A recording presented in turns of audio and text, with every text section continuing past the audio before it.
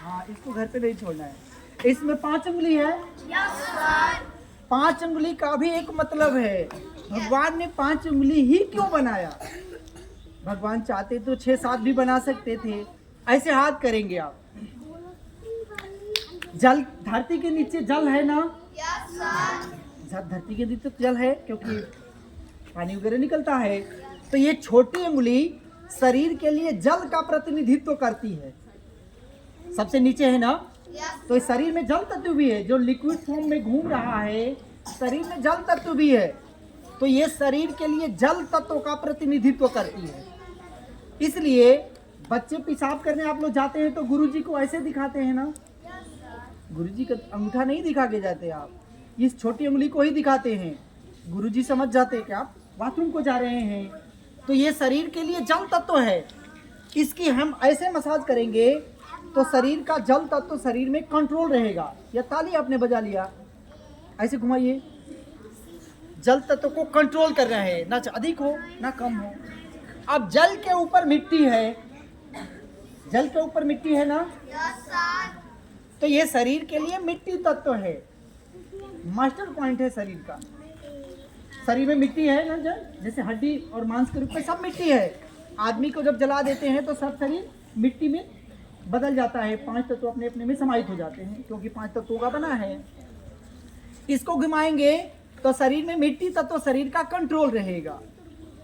बीमारी ठीक नहीं होगा, संतुलन बना रहेगा। लाभ मिलता है फास्ट चिकित्सा के लिए। कहीं से आप थके हारे आए हैं, घर पे गए, ऐसे ऐसे दबा लिया, लाभ मिल जाता है। अब सबसे ऊंचा आकाश है ना, तो इस बड़ी उंगली को भगवान ने आकाश के समान बनाया है। आकाश तत्व को ये कंट्रोल में करेगा। इसको ऐसे घुमाइए, ये आकाश तत्व को कंट्रोल में करेगा। शरीर में आकाश क्या कर रहे हो? करो। आकाश का मतलब है खाली खाली भाग। जो ये दिख रहा है ये आकाश नहीं है, ये बादल है। आकाश का मतलब पूरा खाली। तो यह आकाश तत्व को कंट्रोल में रखेगा। शरीर में खाली खाली जो भाग है। अब आकाश में ही हवा घूम रही है, इसलिए भगवान ने इसको पास लगाया इसके आकाश के। तो इसको घुमाएंगे तो आकाश तत्व शरीर का कंट्रोल में रहेगा।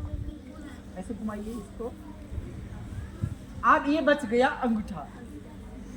ये अंगूठा शरीर के लिए सूर्य का प्रतिनिधित्व करता है। पाचन क्रिया को और जो जठर अग्नि है उसको मजबूत करता है, उसको ठीक रखता है। अंगूठा को ऐसे घुमाइए, घुमाना है, तोड़ना नहीं है,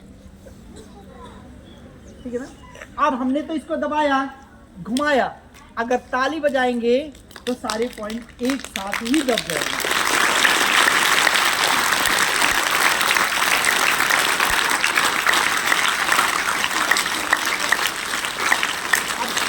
बजाना है तो तेजी से बजाना है, लाल हो जाए।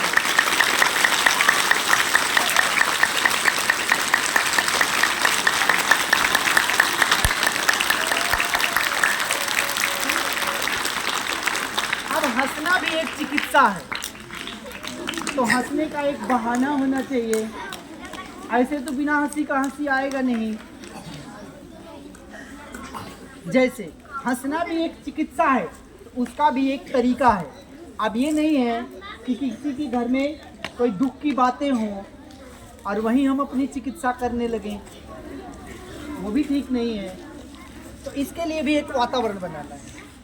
तो हंसी कई प्रकार की है, जैसे मुंह को छुपा करके हंसना, घूंघट की हंसी। घूंघट में जैसे घूंघट समझते हैं आप लोग? अब तो घूंघट का जमाना भी कम होता जा रहा है।